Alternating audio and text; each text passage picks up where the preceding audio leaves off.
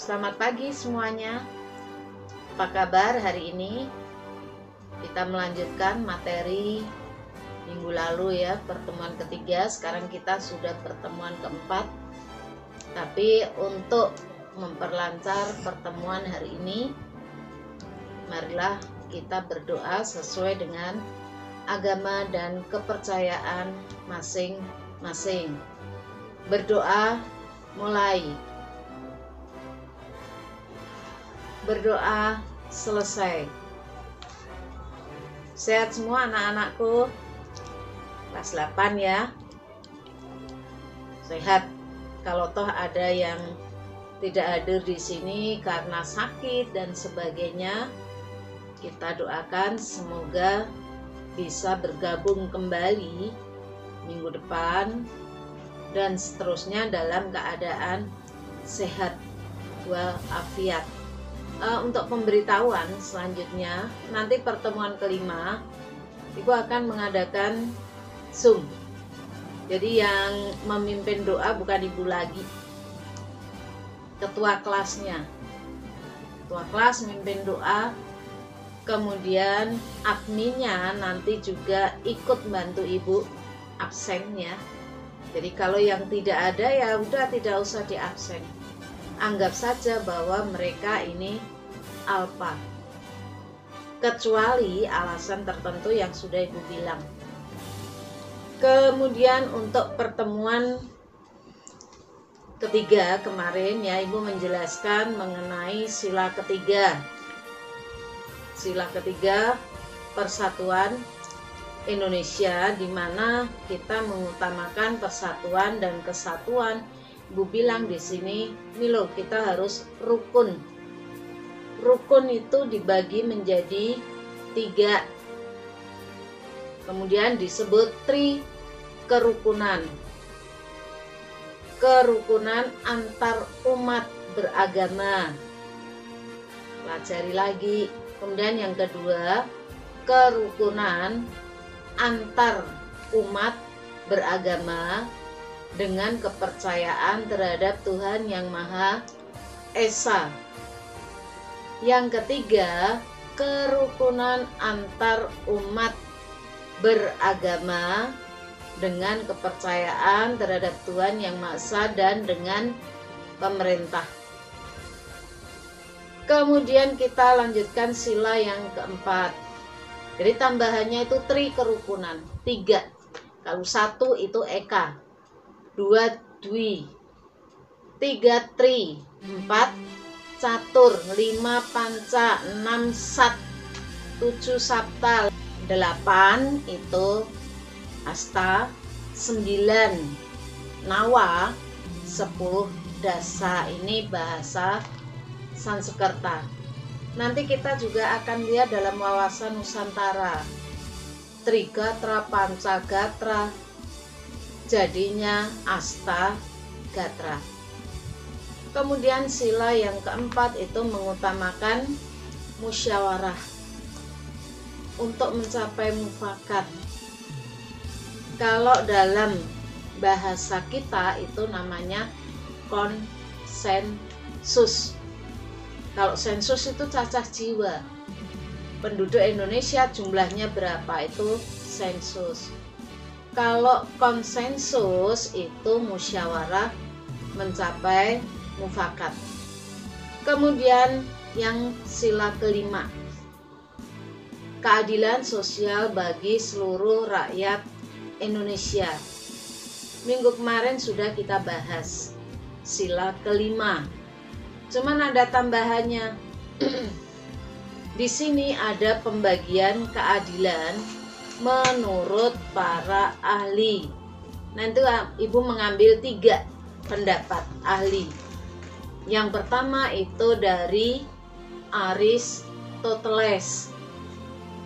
Kemudian Profesor Dr. Andes Notonegoro, sarjana hukum. Kemudian yang ketiga nanti Ibu ngambil dari Plato. Jadi keadilan itu dibagi menjadi berapa menurut Aristoteles? Menurut Aristoteles, keadilan itu dibagi menjadi 5. Ya. Yang pertama, keadilan distributif. Kemudian yang kedua, keadilan komutatif. Yang ketiga, keadilan kodrat alam. Yang keempat, keadilan konvensional. Yang kelima, keadilan perbaikan. Apa itu keadilan distributif? Keadilan distributif atau distribusi itu adalah keadilan berdasarkan distribusi jasa menurut kerja dan kemampuan. Contohnya apa? Contohnya, satu kelas itu jumlahnya berapa? Ulangan. Hasilnya itu sesuai dengan kemampuan kalian. Yang belajar benar dapat 100. Yang belajarnya agak meleset sedikit karena lupa 90. Yang tidak belajar kemungkinan ada 20. Ya, ini distribusi ya.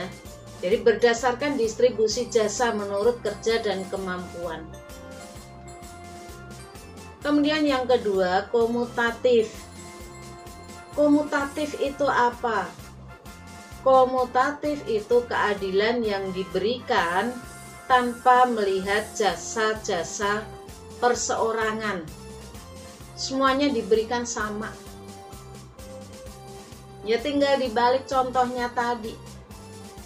Kalau tadi nilai itu sesuai dengan kemampuan kalian, kalau yang ini di rerata. Ya. Kalau bahasa matematika mungkin dicari minnya. Jadi jumlah nilai dibagi jumlah siswa. Hasilnya ternyata 65. Jadi dari yang 100 ada yang mengerjakan benar, ada yang salah, nilainya sama. Rerata. Nanti tanya guru matematika. Jadi kalau distributif itu sesuai dengan kemampuan dan kerja. Kalau komutatif itu diberikan tidak sesuai dengan kemampuan, sama rata. Kemudian yang ketiga itu keadilan kodrat alam. Keadilan kodrat alam itu ya keadilan berdasarkan hukum alam. Contohnya nanti dicari banyak ya. Kemudian yang keempat, keadilan konvensional. Hukum. Keadilan hukum itu apa? Keadilan yang didekritkan dalam suatu kekuasaan. Hukum itu sifatnya apa? Memaksa. Kenapa harus dipaksa? Agar orang ini jera dengan aturan hukum dan tidak melanggar hukum. Yang mengeluarkan pemaksaan itu siapa? Negara. Didekritkan dalam suatu kekuasaan. Berarti negara yang mengeluarkan hukum ini. Kalau pelanggaran hukum di sekolah, Bu, yang mengeluarkan siapa? Ya sekolah. Senin itu seragamnya mestinya warnanya apa, sepatunya warnanya apa, rambut tidak boleh gondrong yang laki, ya. Kalau perempuan biar rapi itu ya dikuncir, jadi rapi kelihatannya bersih. Kalau melanggar itu, kalian dikenakan sanksi hukum tata tertib. Tidak pernah absen. Itu juga terkena aturan hukum. Didekritkan dalam suatu kekuasaan. Kemudian keadilan yang kelima menurut Aristoteles yaitu keadilan perbaikan. Keadilan perbaikan itu memperbaiki sesuatu yang sudah tercemar. Misalnya apa? Oh, ini korban fitnah. Ternyata tidak ada peristiwa itu. Bagaimana cara memperbaikinya? Otomatis lewat jalur hukum. Sesuai tuntutan dari orang yang kena fitnah. Mungkin selama sekian hari dia harus minta maaf ke seluruh masyarakat. Atau mungkin menuliskan pernyataan, diumumkan. Ya, ini memperbaiki nama baik yang sudah tercemar. Jadi ada 5 ya. Keadilan distributif, keadilan komutatif, keadilan kodrat alam, keadilan konvensional, dan keadilan perbaikan. Kemudian satu tokoh Indonesia, Profesor Dr. Andes Notonegoro, sarjana hukum. Jadi dia mengakui keadilan yang dijabarkan oleh Aristoteles. Beliau hanya menambahkan satu macam keadilan. Apakah harus ditulis, Bu, kalau nanti Notonegoro? Iya. Tapi cukup pendapatnya satu ya satu, yaitu keadilan legalitas atau sah menurut hukum. Jadi sesuatu itu dianggap adil apabila sah menurut aturan hukum yang berlaku. Kemudian yang ketiga itu Plato. Plato menambahkan 2 keadilan. Keadilan moral dan keadilan prosedural. Moral itu apa?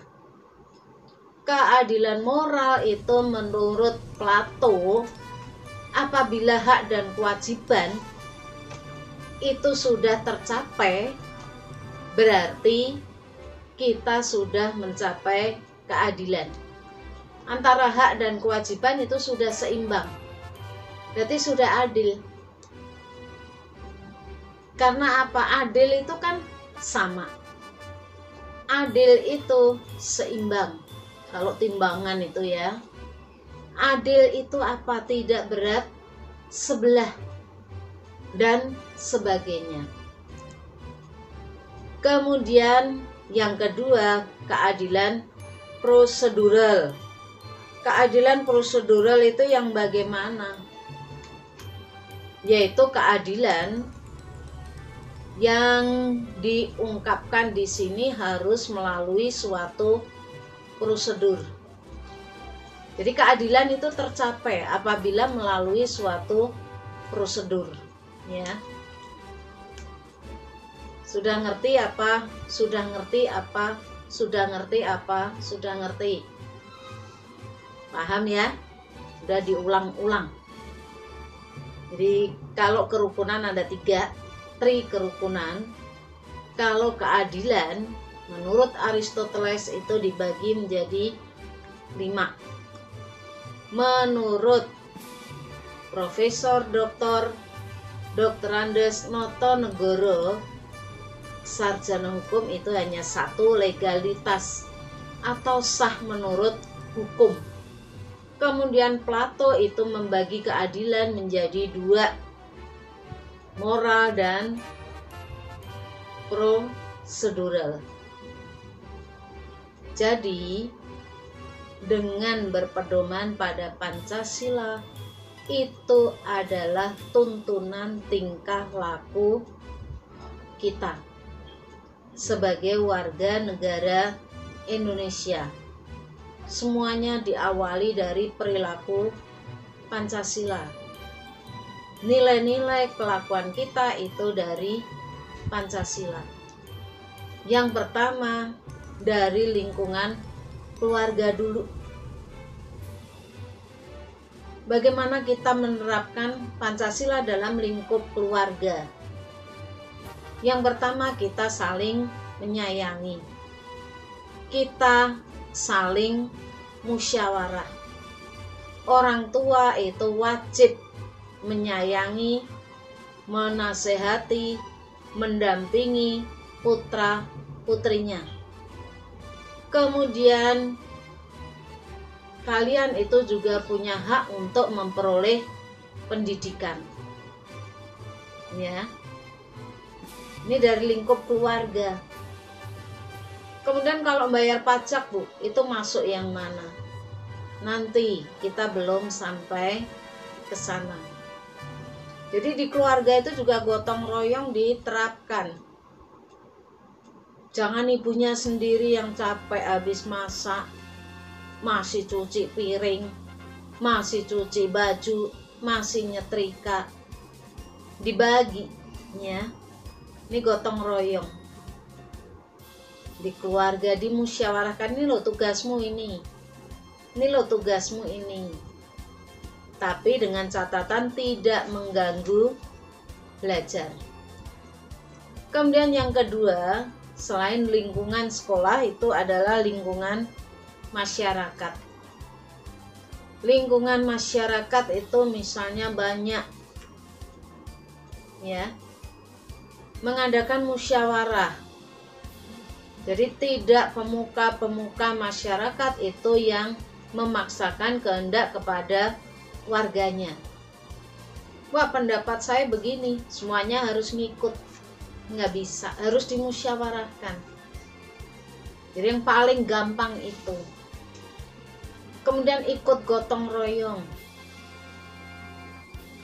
Di masyarakat kan, kita kan hidup di masyarakat. Kita bukan hidup sendiri. Ya. Kemudian yang ketiga itu lingkungan sekolah. Ini lingkungan kalian walaupun belajar di dalam rumah, dengan pertemuan begini Ibu anggap kita ketemu di classroom. Jadi lingkungan sekolah. Bagaimana kita bergaul dengan acuan Pancasila di lingkungan sekolah. Yang pertama itu saling menghormati. Ya, tidak pilih-pilih teman. Oh, agamanya ini beda dengan agamaku, tidak ada itu ya. Nggak ada. Semuanya sama. Karena minggu kemarin kan Ibu singgung, di mata Tuhan semua manusia itu sama. Tidak dibedakan harkat, martabat, derajat. Amal ibadah kalian nanti yang dipertanggungjawabkan. Kemudian lingkungan sekolah apalagi ya, ikut peraturan sekolah. Walaupun kita tidak ketemu tatap muka, tata tertib itu kan disampaikan. Sekarang itu sedang mengikuti kegiatan yang diinginkan oleh pemerintah dan masyarakat Indonesia. Ayo vaksin. Ini untuk siapa? Untuk kesehatan kita. Karena kalian apalagi ini sebagai generasi penerus itu harus sehat. Kalau semuanya sudah vaksin, kita tenang belajar tatap muka. Walaupun tetap mengutamakan protokol kesehatan. Masker dipakai, cuci tangan, kemudian jaga jarak. Ini sebenarnya kekhawatiran pemerintah. Bukan berarti dipaksa disuntik-suntik, enggak. Ini sebenarnya untuk kita sendiri, gratis lagi.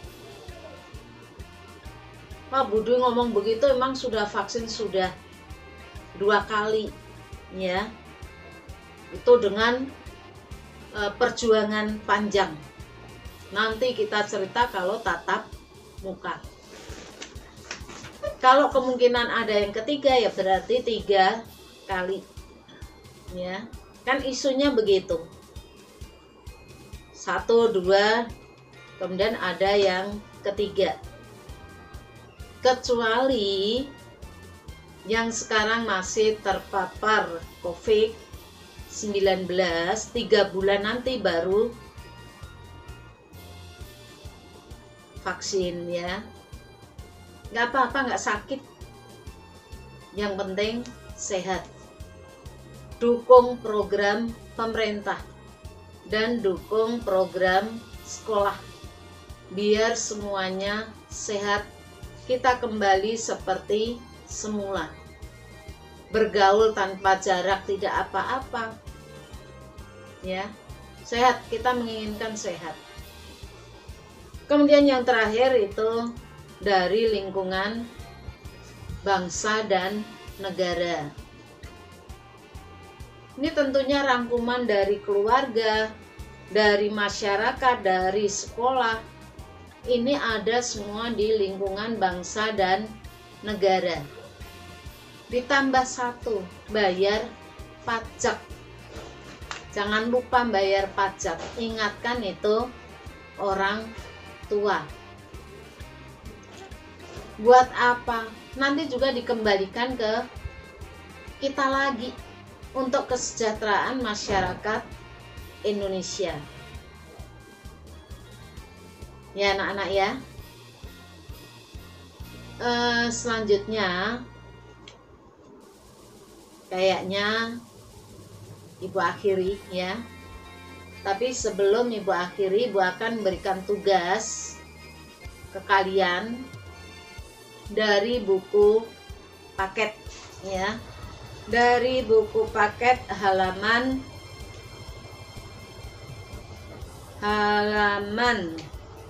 17, aktivitas 1.4. Simpulan di sini berarti pendapat kalian, kesimpulannya apa? Kemudian halaman 18 itu yang nomor 2-nya. Membiasakan perilaku sesuai nilai-nilai Pancasila dalam berbagai kehidupan. Jadi ada 2 ya. Halaman 17, halaman 18. 18 itu nomor 1 sampai dengan nomor 4. Kemudian di bawahnya refleksi itu untuk penilaian diri kalian. Jadi diingat tugasnya, kemudian dikerjakan, semuanya sudah Ibu berikan ya. Kecuali nanti ulangan kemungkinan ada tambahan materi yang di buku kalian tidak ada. Itu berarti biasanya materi pasti dikeluarkan. Oke anak-anak, cukup di sini ya.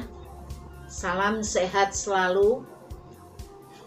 Kemudian selain salam sehat, salam Pancasila. I love you.